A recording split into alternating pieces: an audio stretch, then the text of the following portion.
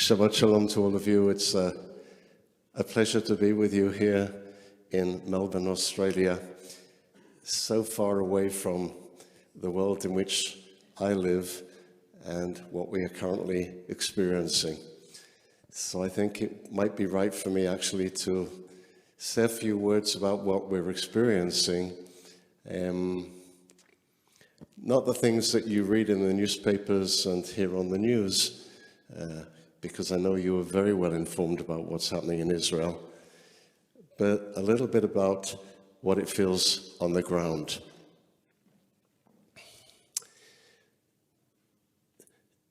I spoke to a member of my congregation in Israel a couple of days ago, or actually we didn't speak, we communicated by WhatsApp, because the town, a small town in which I live called Holishon, which is near Ra'anana, Kfar Saba, in the heart of Israel, about 10 miles north of Tel Aviv, had actually suffered a rocket attack that caused 100 homes in our small town to be damaged by the blast of that rocket.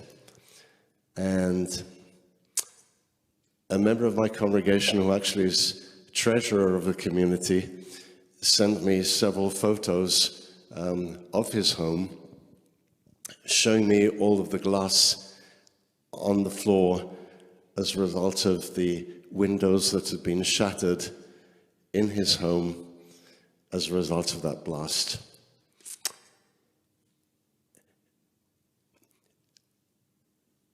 And there is a sense of immediacy on the one hand, and on another level, a sense of how far that is from where we actually are here. And as someone who is an Israeli who lives my life over there, you can't actually run away, but maybe you can't run away wherever you are. On my cell phone, I have an app from the Home Guard in Israel. And the way it works is that when a siren, an air raid siren, goes off in a particular area, if that's your area, then your telephone sounds as well. It happened to me some months ago when I was actually walking into Marks and Spencer's in London, and then suddenly my app went off, and it sort of made me realize that on the one level how far I was from my home, but on the other hand, my home followed me wherever I was. In my home, like in many homes in Israel, we have what we call a safe room. A safe room, and I know what it's about because I actually built my own home, not physically, but I was responsible for the building of the home, is a home where you have one room where there is 30 centimeter thick reinforced concrete on the walls and obviously also on the ceiling. And it has a special window, which is a window, but on the outside of the window, there is a shutter that comes across so that if there were to be a blast, it wouldn't actually affect the room in which you are, because you have this thick shelter to cover it. And then a special door. It's a special door because, once again, it's a reinforced door to stop any blasts or shrapnel getting into that room. And it has a handle on it, both on the outside and on the inside. When I was planning to leave for Australia, I said to my daughter and her partner, listen, if it gets difficult in Tel Aviv, where you live, you can come out to where I am and you're welcome into the home. And they said, well, there's a problem with the handle on the door. What's the problem with the handle on the door? That when the Hamas terrorists came into the kibbutzim in the south of Israel, and families went into their shelters, they from the outside tried to open those doors, and there was at least one case of somebody on the inside who all the time was holding onto that handle to stop them being able to open it. And what we've done now is to take a piece of wood, to make it the right length, so you could have it on the floor, come up to the handle, so that somebody from the outside would not be able to open it.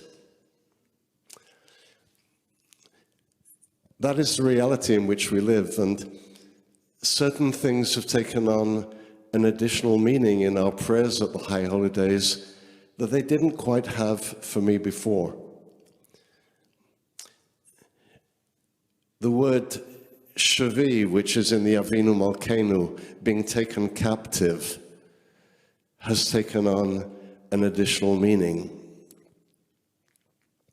In the Unatani Tokef prayer that we recited on Rosh Hashanah, where it talks about who will live and who will die, it also includes the words mi va'esh umi b'mayim, who by fire and who by water. And when you see, as I'm sure some of you have seen, the remains of the houses in some of those kibbutzim in the south of Israel, like for instance in Be'eri, and you see those houses that have been burnt, then you understand what it actually means, who by fire and who by water. I don't know how we're going to celebrate Simchat Torah in Israel this year, because we were planning for Simchat Torah last year, and in fact, a whole load of people in Hod Shalom, where I live, who aren't connected to our congregation, said, let's organize hakafot, the dancing. We'll have an egalitarian hakafot with men and women being together, and we'll all dance. And I said, yeah, but you know, there'll be a lot of people that will turn up. We'll need an amplification system and, you know, and klezmerim and all the rest of it. They said, don't worry, we'll pay for all of that. And they had the whole thing set up. And then, of course, Hamas came in and did what they did, and the event was cancelled. And I feel sure that Simchat Torah is going to be a very difficult day for us in Israel. The government has planned to have a special event for Simchat Torah, or not for Simchat Torah, for the day on which that attack took place, and they had to pre-record it.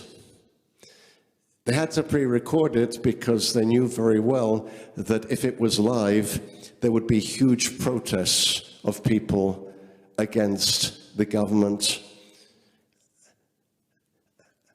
and the way that they are dealing with the hostage issue. I don't want to go into too much politics here on Erev Shabbat, but there is a tremendous division, as I'm sure you know, in Israel, between different parts of our society. It's a divided country, and that is one of the tragedies with which we are having to contend. I could go on, but it's Erev Shabbat, and you've got other things that you want to do. I personally have a special relationship with what is happening right now, because I had a son called Yonatan who was serving in the Israel Defense Forces in Lebanon and was killed by Hezbollah 30 years ago. And his immediate officer who chose him for the unit is a man called Herzi Halevi, And Herzi Halevi today is the commander-in-chief of the Israeli Defense Forces. And I want to tell you from personal experience that this is a very special human being. Every year at the annual memorial service at the grave of my son, Herzi Halevi would appear every year. And as I say, it's 30 years since he was killed in Lebanon. He's a man of integrity, a decent human being. Wars are horrible. People get killed, people get maimed, homes get destroyed. And I know we're doing the best we can, and I know how much our enemies are doing everything to say how awful it is what Israel is doing. And this is not the time to develop that conversation. But I know what the Allies did in Europe in World War II, without the kind of consideration for civilians that our armed forces show. We tried to tell them to move out of areas that are going to be attacked. And when you're faced with an enemy that is using civilians to shelter themselves, and who are firing out of hospitals and schools and UNRWA centers and mosques, then you do what you have to do. My only prayer is that this will not go on for too long, and that we arrive at, I won't use the word peace because unfortunately there will not be peace, but arrive at a situation where our enemies who want to destroy us understand that we're not going anywhere. Some of you may know that the Houthis slogan, you know, the people down in the Yemen, their slogan is very simple, and it's not just theirs. Allahu Akbar, Allah is great. Death to America, death to Israel, a curse upon the Jews. Islam will be victorious. What's happening in the Middle East is not just about territory, but it's in fact primarily a medieval religious war. And we in Israel say, would that Israel were in Switzerland, because life would be so much easier. But it isn't. We live with what we live, and we do the best that we can. And my daughter was going along in her car when the siren went off in Tel Aviv, and jumped out of the car and went away from the car and lay on the ground. And just the other night, she took her 11 and 8-year-old children out of their beds in the middle of the night and went down 2 flights of stairs to go into the bomb shelter in the home in which she lives. How hard that is for children to go through that experience. And I know that Palestinian children are suffering too. But this did not have to be, and we can only hope and pray for better times. And as we say in Israel, at the same time as we say L'Shana Tova, may this year be a good year, we say, and may it be a better one than the one that has come to its end.